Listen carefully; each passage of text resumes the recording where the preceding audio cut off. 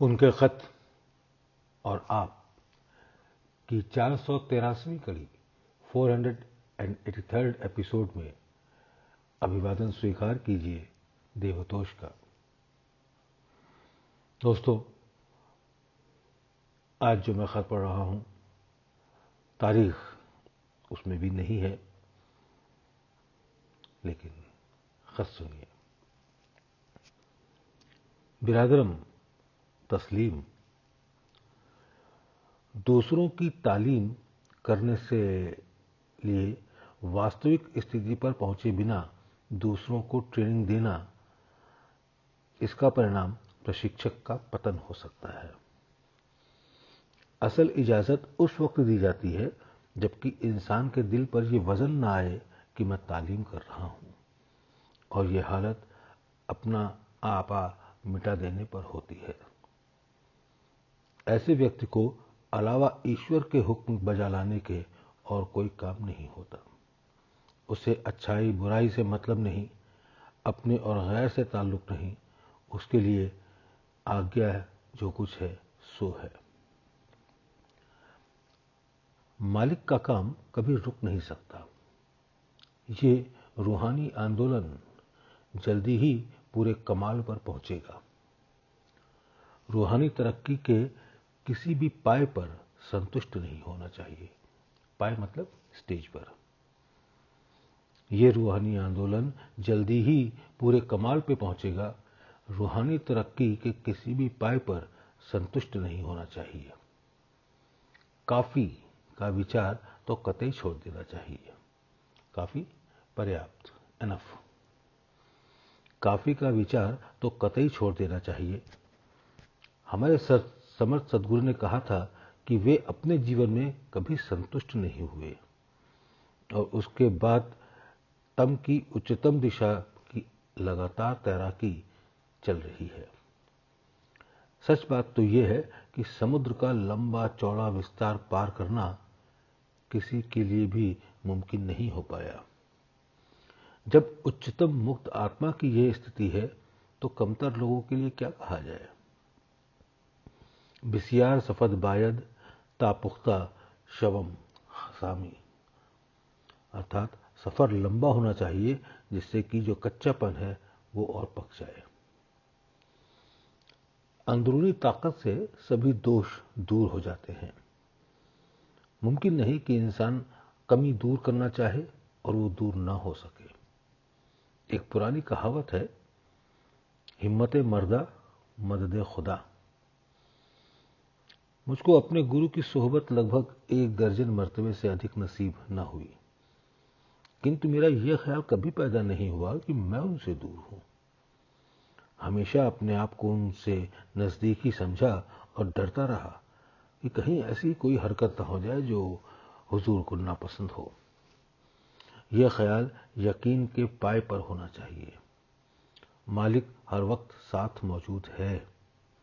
ये वो हालत है, ये वो बातें हैं जो आइंदा जिंदगी बनाने में मददगार होती हैं।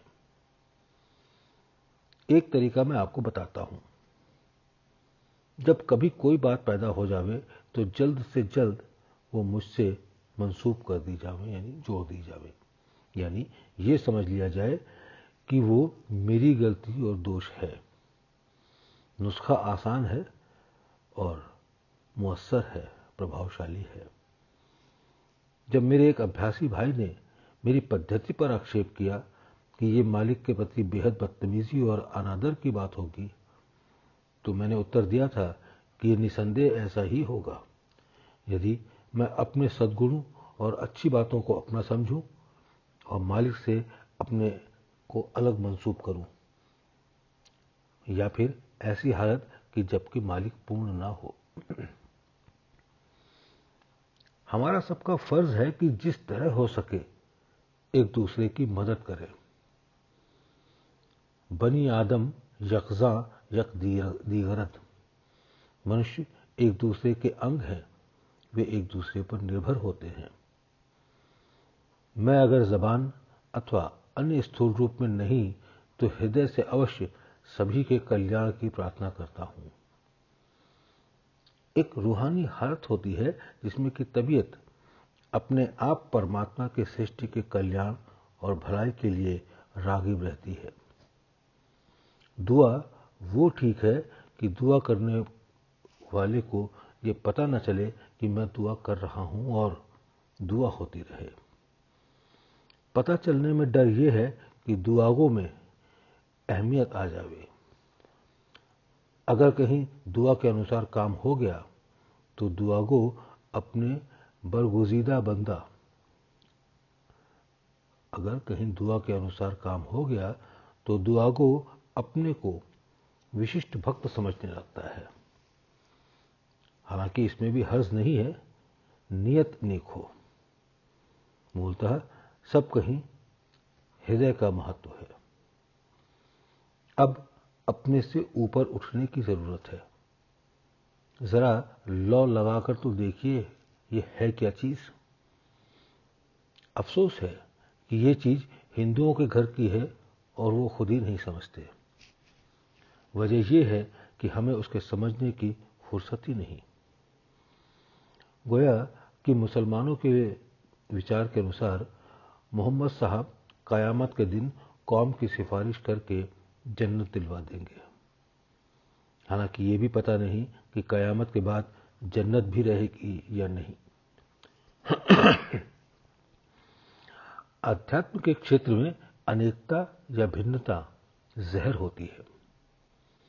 जब हम अपने को बख्याल जात यानी बड़ा समझते हैं तो मोहब्बत की परवाज़गी नहीं होती। अगर हम अपने को तुच्छ समझें, छोटा समझें, तो हमारा जी भी उसकी खिदमत करने को चाहेगा। ये अखलाक है। एक फकीर ने कहा कि अगर मैं अपने को किसी नीच से या अधम से ऊंचा समझूं तो मैं अपने दर्जे से गिर जाऊंगा।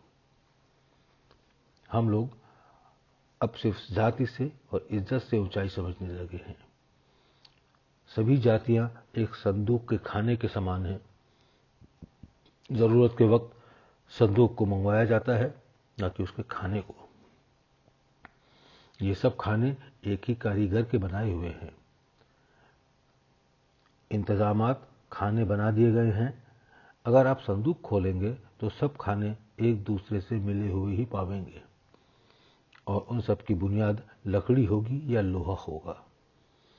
किसी ने क्या अच्छा कहा, नीच नीच सब तर गए, संत चरण लवलीन, जाति के अभिमान से बूढ़े सकल कुलीन। जाति की व्यवस्था की जड़ प्रकृति की ओर से कुल्हाड़ी, जाति व्यवस्था की जड़ पर प्रकृति की ओर से कुल्हाड़ी चल चुकी है। यकीन करें कि इसे समाप्त होना है और समय में ऐसा ही होगा। अपनी दृष्टि अंदर की ओर घुमाओ और ये जानो कि तुम्हारे सामने फैली हुई दुनिया मेरी है, जिससे तुम मुक्त हो सको। मैंने अपना स्वर्ग दूसरे के लिए छोड़ा है और अपने को दूसरों की कठिनाइयों और दुखों का निशाना बनाया है। मुझे अपनी मुक्ति की भी चिंता नहीं है। मेरे पास दो चादरें हैं, एक सफेद एक काली। ऊपर कही हुई बात वाली अर्थात काली चादर दूसरों की कठिनाइयों और दुखों से बुनी हुई हैं, जिनके धब्बों से मैं प्रशिक्षक होने के नाते बच नहीं सकता। अपने दुख दर्द की गिलाफ को दूर कीजिए, जिससे मैं उन्हें भोग सकूं और मुझे उन्हें भोगने दीजिए। मेरी काली चादर पर उनका इजाफा होता जाएगा, आपकी चादर केवल सफेद रहेगी। वाह क्या बात है। इस पैराग्राफ को फिर से पढ़ता हूं। अपनी दृष्टि आंतरिक दृश्य की ओर घुमाओ और ये जानो कि तुम्हारे सामने फैली हुई दुनिया मेरी है, जिससे कि तुम उससे मुक्त हो सको। मैंने अपना स्वर्ग दूसरों के लिए छोड़ रखा है और अपने को दूसरों की कठिनाइयों और दुखों का निशाना बनाया है। मुझे अपनी मुक्ति की भी चिंता नहीं है। मेरे पास दो चादरें हैं, एक सफेद दूसरी काली। ऊपर कही हुई बात वाली अर्थात काली चादर दूसरों की कठिनाइयों और दुखों से बुनी हुई है। जिनके धब्बों से मैं प्रशिक्षक होने के नाते बच नहीं सकता। अपने दुख दर्द की गिलाफ को दूर कीजिए, जिससे मैं उन्हें भोग सकूं और मुझे उन्हें भोगने दीजिए। मेरी काली चादर पर उनका इजाफा होता जाएगा और आपकी चादर केवल सफेद ही रहेगी। मालिक का काम हमेशा बिना रुके चलता रहे। मेरे प्रियजन उसमें मालिक की पद्धति का अनुसरण करते हुए भागीदार बने। यही मुक्ति और यही उसके आगे और उसके आगे और उसके आगे का एकमात्र रास्ता है। बच्चों को दुआ गो रामचंद्र।